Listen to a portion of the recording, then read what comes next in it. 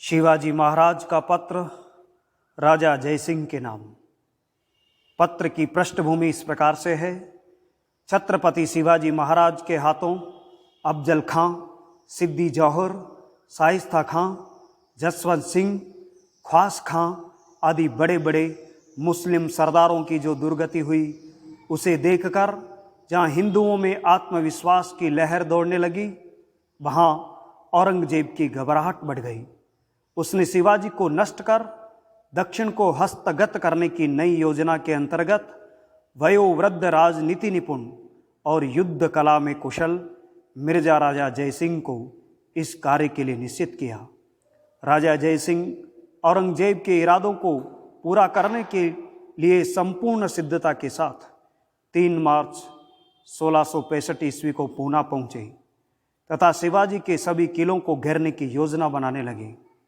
राजा जयसिंह जयपुर के सूर्यवंशी राजपूत थे।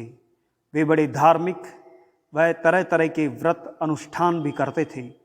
अतः शिवाजी ने उसके हृदय की हिंदुत्व भावना को जगाने के लिए अनेक पत्र भेजे। एक अत्यंत महत्व का पत्र फारसी भाषा में उपलब्ध है। इस पत्र को भेजने के बाद ही छत्रपति शिवाजी की राजा जयसिंह से 3 दिन तक भेंट वार्ताएं हुई। शिवाजी का चरित्र, उनका साहस, वीरता और धैर्य तथा नीति निपुणता के साथ इस पत्र की पूर्ण संगति बैठती है। उनके अंतःकरण को पूर्णतः प्रकट करने वाला ये पत्र अत्यंत प्रेरक है।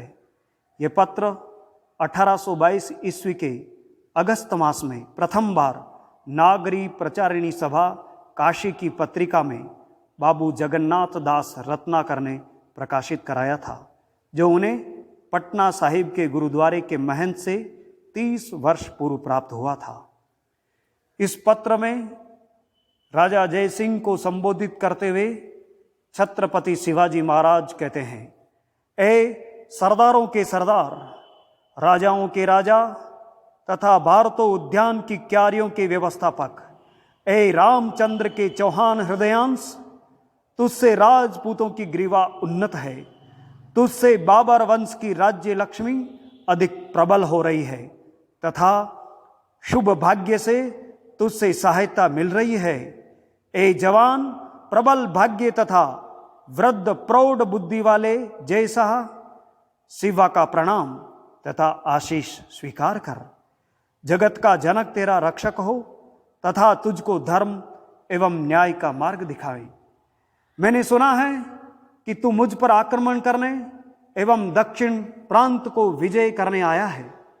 हिंदुओं के हृदय तथा आंखों के रक्त से तू संसार में लाल मोह वाला अर्थात यशस्वी हुआ चाहता है, पर तू ये नहीं जानता कि यह तेरे मुंह पर कालिख लग रही है, क्योंकि इससे देश तथा धर्म को आपत्ति हो रही है। यदि तू क्षण मात्र गिरेबान में सिर डाले और विचार करे, और यदि तू अपने हाथ और दामन पर विवेक दृष्टि करे, तो तू देखेगा कि यह रंग किसके खून का है और इस रंग का वास्तविक रंग दोनों लोक में क्या है, लाल या काला। यदि तू अपनी ओर से स्वयं दक्षिण विजय करने आता तो मेरे सिर और आंख तेरे रास्ते के बिछोने बन जाते। मैं तेरे हमर काब अर्थात घोड़े के साथ बड़ी सेना लेकर चलता और एक सिरे से दूसरे सिरे तक भूमि तुझे सौंप देता, विजय करके दे देता। पर तू तो औरंगजेब की ओर से उस भद्रजनों को धोखा देने वाले के बहकावे में पड़कर आया है। अब मैं नहीं जानता कि तेरे साथ कौन खेल खेलूं। अब यदि तुझसे मिल जाऊं तो ये पुरुषत्व नहीं है, क्योंकि पुरुष लोग समय की सेवा नहीं करते, सिंह लोमड़ी पना नहीं करते, और यदि मैं तलवार तथा कुठार से काम लेता हूं तो दोनों और हिंदुओं की ही हानि पहुंचती है। बड़ा खेद तो यह है कि मुसलमानों के खून पीने के अतिरिक्त किसी अन्य कार्य के निमित्त मेरी तलवार को म्यान से निकलना पड़े। यदि इस लड़ाई के लिए तुर्क आए होते तो हम शेर मर्दों के निमित्त घर बैठे शिकार आए होते, पर वे न्याय तथा धर्म से वंचित पापी, जो कि मनुष्य के रूप में राक्षस है, जब अफजल खां से कोई श्रेष्ठता न प्रकट हुई और न शाइस्ता खां की कोई योग्यता देखी, तो तुझको हमारे युद्ध के निमित्त नियत करता है, क्योंकि वह स्वयं तो हमारे आक्रमण को सहने की योग्यता नहीं रखता नहीं। वह चाहता है कि हिंदुओं के दल में कोई बलशाली संसार में न रह जाए। सिंहगण आपस में ही लड़ भिड़कर घायल तथा श्रांत हो जाए, जिससे कि गिदड़ जंगल के सिंह बन बैठे। ये गुप्त भेद तेरे सिर में क्यों नहीं बैठता? प्रतीत होता है कि उसका जादू तुझे बहकावे में रखता है। तूने संसार में बहुत भला बुरा देखा है। उद्यान से तूने फूल और कांटे दोनों ही संचित किए हैं। यह नहीं चाहिए कि तू हम लोगों से युद्ध करे और हिंदुओं के सिरों को धूल में मिलाए। ऐसी परिपक्व कर्मण्यता प्राप्त होने पर भी जवानी अर्थात यौनोचित कार्य मत कर। प्रत्युत शादी के इस कथन को स्मरण कर, जिसमें वो कहता है, सब स्थानों पर घोड़ा नहीं दौड़ाया जाता, कहीं कहीं ढाल भी फेंक कर भागना उचित है। व्याघ्र मृग आदि पर व्याग्रता करते हैं, सिंहों के साथ गृह युद्ध में प्रवृत्त नहीं होते। यदि तेरी काटने वाली तलवार में पानी है, यदि तेरे कूदने वाले घोड़े में दम है, तो तुझको चाहिए कि धर्म के शत्रु पर आक्रमण करे एवं इस्लाम की जड़ मूल खोद डाले।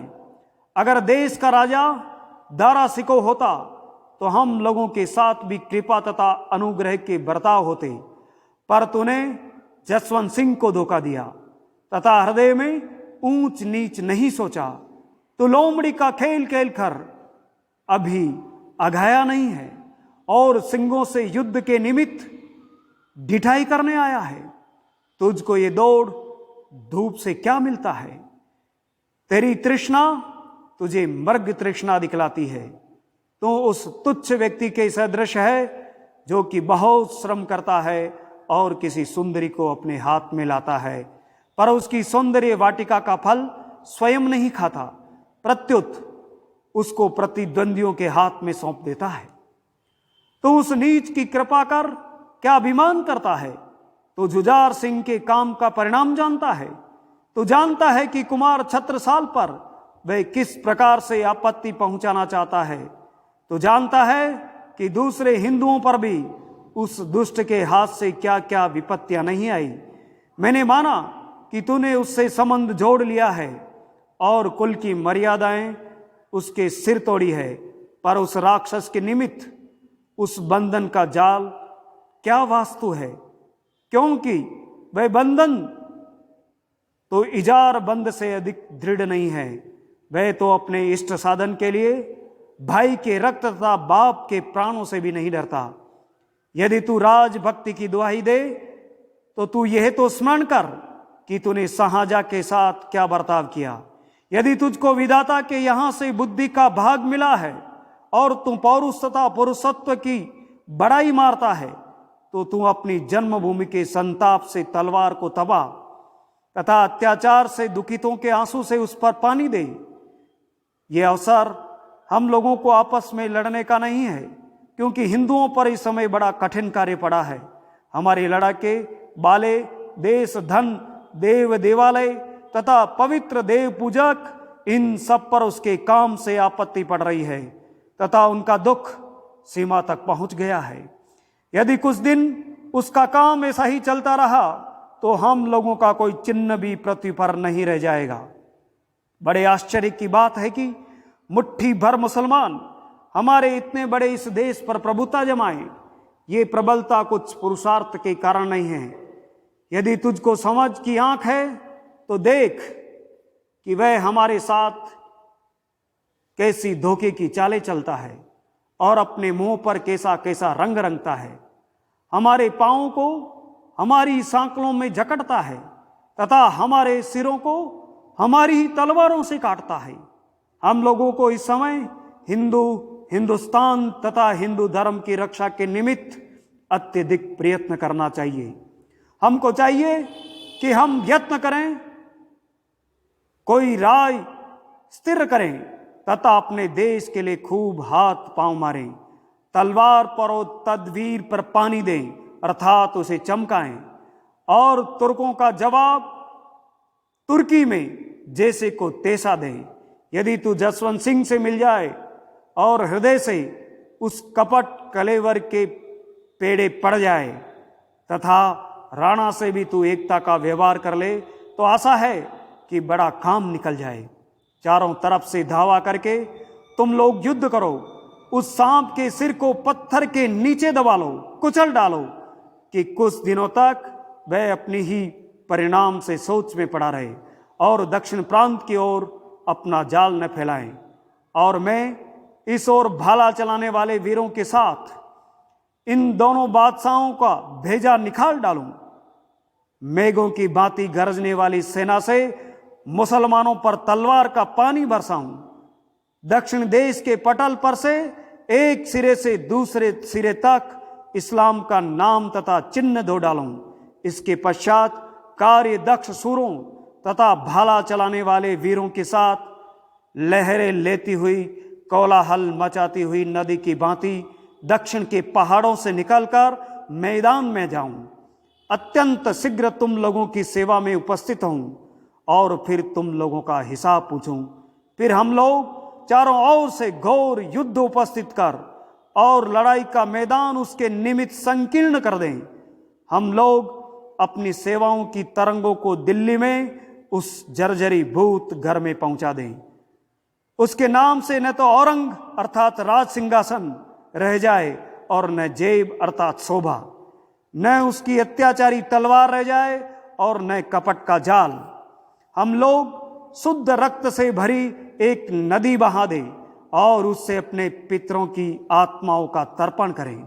न्याय प्राणों से उत्पन्न करने वाले ईश्वर की सहायता से हम लोग उसका स्थान पृथ्वी के नीचे अर्थात कब्र में बना दें।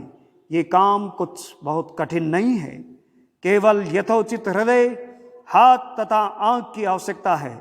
दो हृदय यदि एक हो जाए तो पहाड़ को तोड़ सकते हैं तथा समूह को तितर बितर कर सकते हैं। इस विषय में मुझको तुझसे बहुत कुछ कहना और सुनना है, जिसको पत्र में लाना लिखना युक्ति सम्मत नहीं है। मैं चाहता हूं कि हम लोग परस्पर बातचीत कर लें, जिससे कि व्यर्थ में दुख और श्रम न मिले। यदि तू चाहे तो मैं तुझसे साक्षात बातचीत करने आऊं और तेरी बातों को श्रवण गोचर करूं। हम लोग बात रूपी सुंदरी का मुख एकांत में खोलें और मैं उसके बालों के उलझन पर कंघी फेरूं। यत्न के दामन पर हाथ धरकर उस उन्मत्त राक्षस पर कोई मंत्र चलाएं, अपने कार्य को सिद्धि की ओर का कोई रास्ता निकालें और दोनों लोकों इहलोक और परलोक में अपना नाम ऊंचा करें।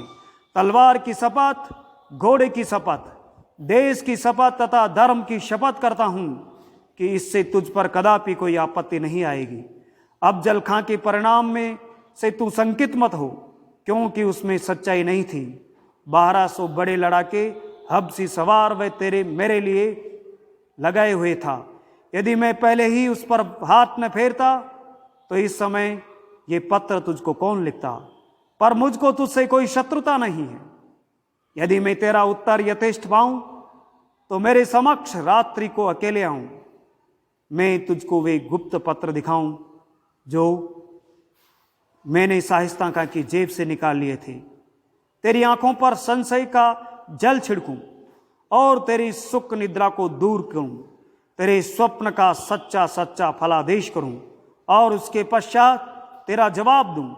यदि ये पत्र तेरे मन के अनुकूल न पड़े तो फिर मैं हूं और मेरी काटने वाली तलवार तथा मेरी सेना कल जिस समय सूर्य तथा मुंह संध्या में छिपा लेगा, उस समय मेरा अर्धचंद्र अर्थात खड़ग म्यान को फेंक देगा, म्यान से निकल आएगा। बस तेरा भला हो।